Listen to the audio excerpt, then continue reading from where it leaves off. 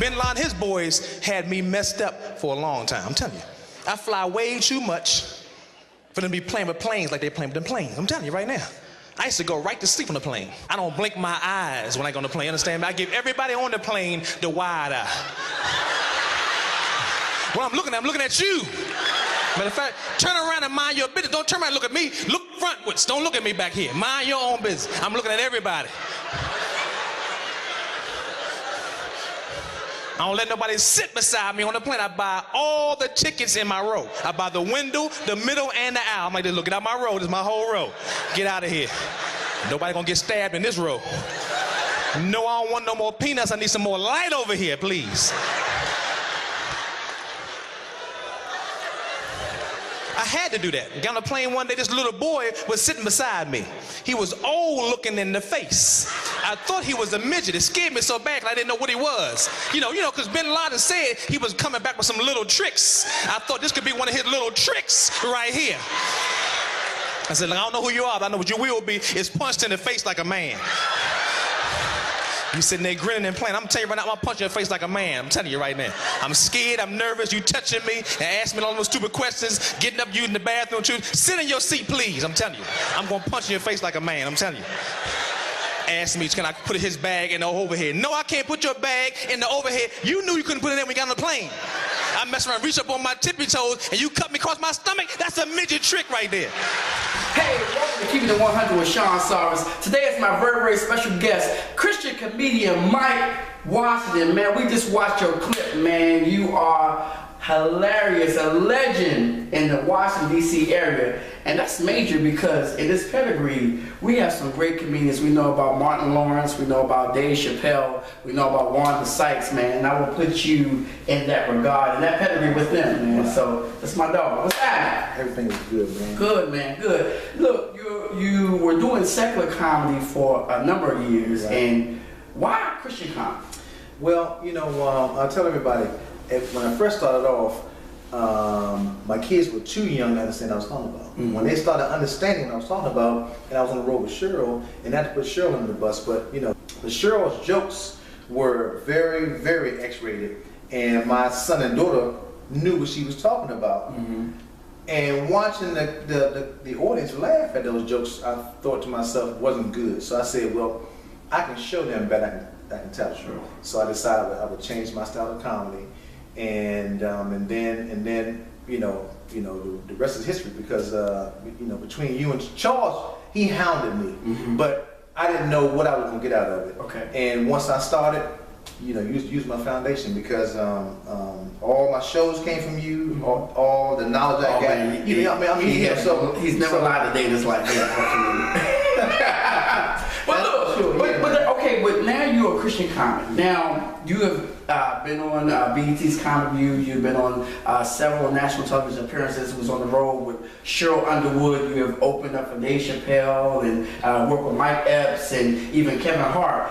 But what is the difference between Christian comedy and secular comedy in all aspects?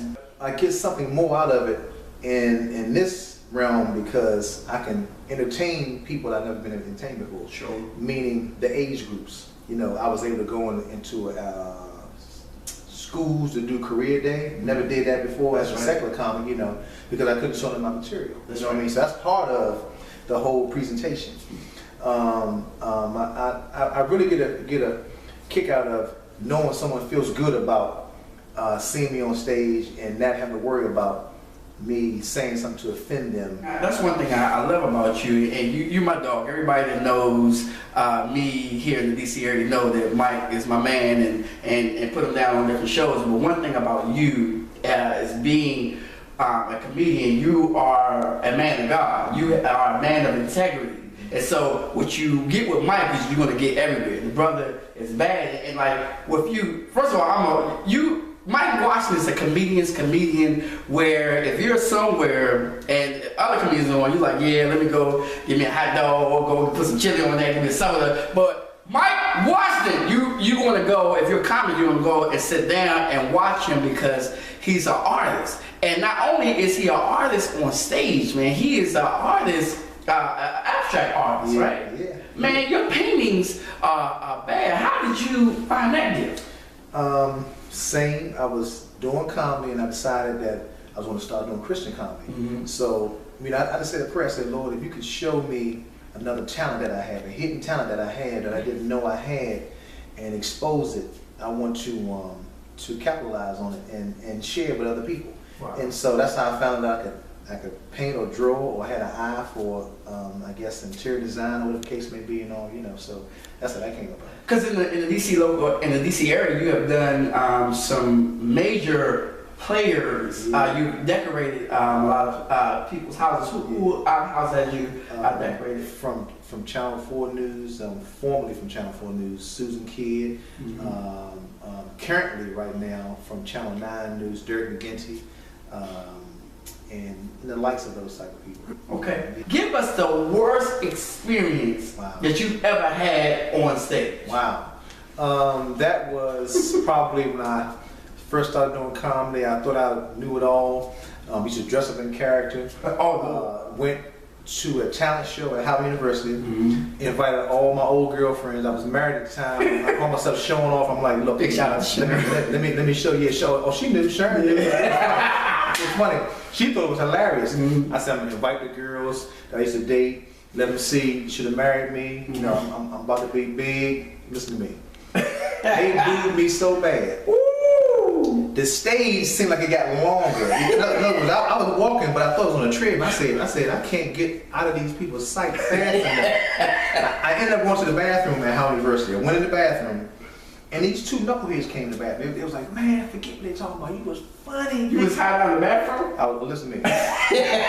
literally, the janitor came in, son, we closed the building down. Wow. You had to get out of there. Was that long? Look, I said, sir, who out there? I mean, who out there? You gonna have to get out of here. Wow. And when I went out there, it was my brother and well, some of my brothers and their girlfriends and wives at the time. I think that was like the worst time. Wow. And I think I was about to quit, but I'm glad I didn't. I hung in there and things got better. Well, man, I just want to thank you, man, for keeping it 100 with Sean Sarvis. If you want to get a hold of Mike, look at Mike at his address on Facebook at Michael Washington. My son is Mike Washington, so a lot of people think Mike Washington, the comic, is Mike Washington on Facebook, so I'm Michael Washington. I didn't answer your question about the money aspect, but we all know that the money aspect in Christian comedy can be good. Yes, sir. But it hasn't been as good as it should be. Preach it. Because the people that are with the Christian comedy, meaning the ones having the shows, don't get behind it enough, and you, the followers, don't get behind it enough. You guys gotta demand it. You gotta support it. And because it'll fade away. And I'm gonna tell you right now, honestly, he knows behind closed doors, I cry on Sean's shoulder a lot. I'm like, Sean, I'm going back to regular comedy. And I meant that statement, but I think God is like, nope, I'm holding you hostage now. You came over here, you can't get out of this.